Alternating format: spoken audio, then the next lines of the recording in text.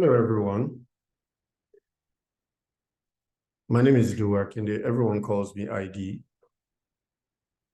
And in continuation of our series, we've spoken about market segmentation, we've spoken about customer personas. We'll round up this season or these first batch of videos in the series by discussing the empathy map, okay? If you listen to the design thinking or Baba Moshood or Downfall Dilemma episode, you would have watched rather, you'd have heard me talk about something called the empathy map. I just made a scanty reference to it there. However, the empathy map is a pretty nifty, pretty effective tool at capturing the emotions and worldview. That's the word I'm looking for. Capturing the worldview of,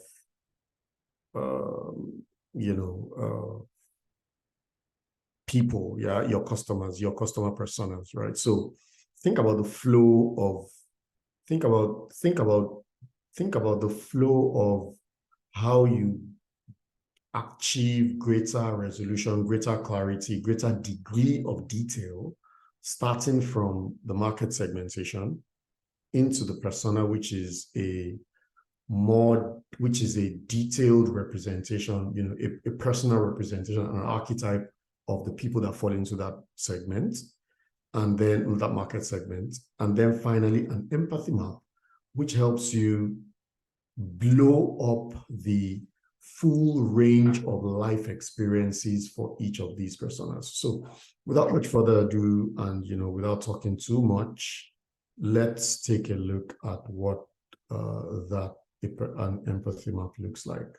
So the empathy map is it's quite popular in corporate innovation circles because it's one of the tools in the design thinking toolkit, right? So it's really, really popular in the enterprise innovation or corporate innovation space. However, I think it's something really, really, really useful for all startup founders, and it should be adopted more by startup founders. I'm surprised that not many founders know it as much as they do. So, like I said, what's the purpose of the empathy map?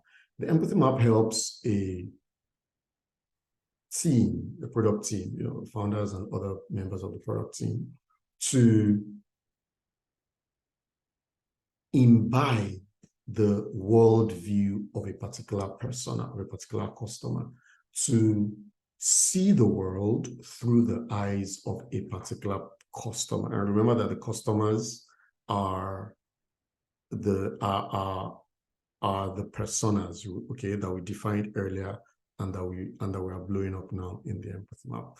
So the empathy map works by asking 4 questions, and it's a standard sheet of paper, or electronic whiteboard screen or flipboard charts, one page of a flipboard chart, right? Standard plain space broken up into 4 quadrants. In the center is the persona for which you are defining this empathy map, right? So you're going to have, the implication is that you have many empathy maps for as many empathy maps as you have personas, right? So if you have 3 personas with your product, you have 3 empathy maps and so on and so forth. So you have a very, very brief description, the name, picture, and then their role. This is not a place to, there's a persona document that details the details, but this is just a summary. So you have 4 things to ask. What is this persona thinking? Okay, so remember that experience where I signed up to accompany the downfall driver in that first episode.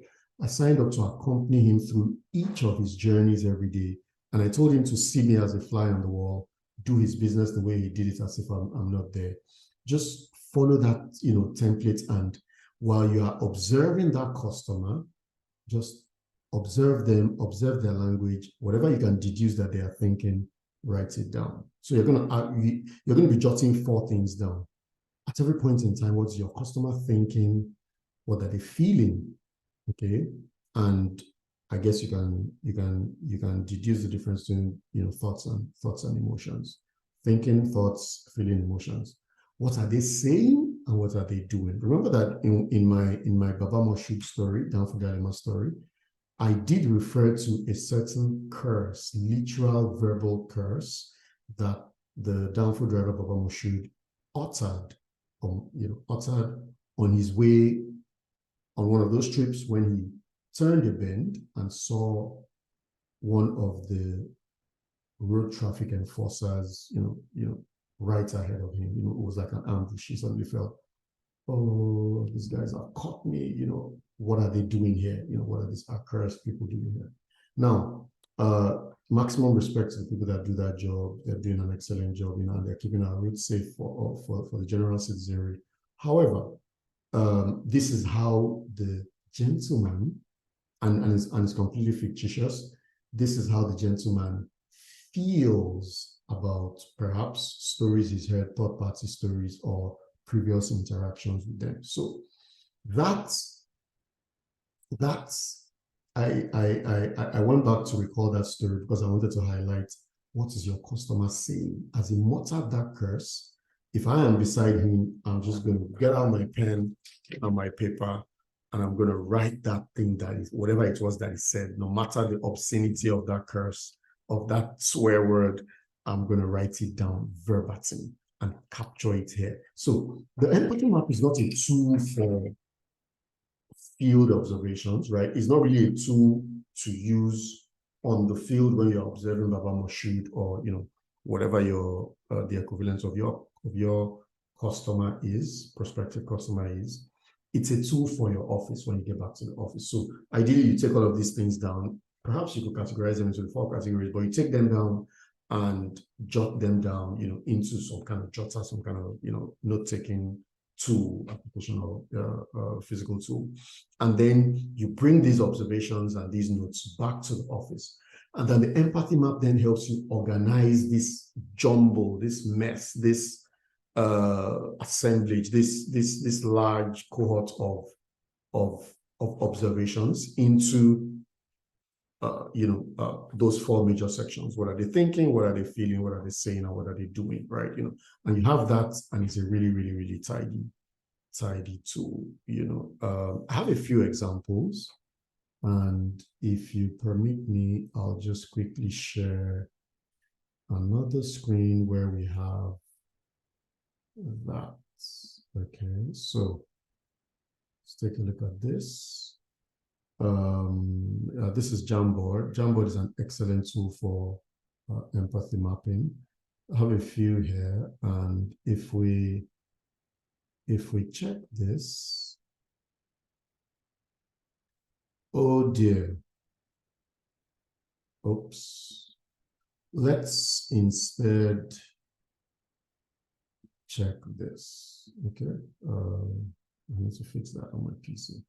All right, so this is a downloaded PDF from one of those empathy map thingies, right? Just a 1-page thingy. And you could see here, this piece is a consumer, 25-year-old consumer of renewable energy, just for discussion purposes. This was a fictitious startup, one of our previous cohorts. Peace thinks energy is too expensive. Peace always thinks about total blackouts, and it really, really interrupts her effective thinking time during the day. Peace thinks that the support team at the energy company are highly ineffective. Peace feels helpless. Peace feels a fear of damage to her domestic electrical appliances. Peace feels a fear of power outage, from time to time. She wants to go out and then she remembers, oh, my power outage, let me just plug in my laptop so that it charges. Oh, I want to go up with my power outage, let me just quickly iron a shirt, So she has that fear of power outage. Peace says, I'm leaving this country soon because of this power situation. Peace says, up NEPA, when the power is restored. Peace says, what's going on? This power has not gone off in the last 24 hours. What's going on? I'm suspicious. So, Why have they not taken light? And so on and so forth. Peace uses a generator and inverter solar panel, all sorts of things. So this is a way to document your experiences while immersing yourself in the world of your customer. And this is very useful because imagine that 6 months have passed since the Baba Moshood experience where I accompanied the gentleman on his journeys. There may be some shades, some slight observations that have escaped my memory, but if I have them recorded, later product decisions 9 months, 12 months, 24 months down the line, we can always refer to this as an artifact. Okay, so incredibly useful tool. And that pretty much is the empathy map. I hope this was useful. Once again, thank you for tolerating my hallucinations. See you on the next one. Bye.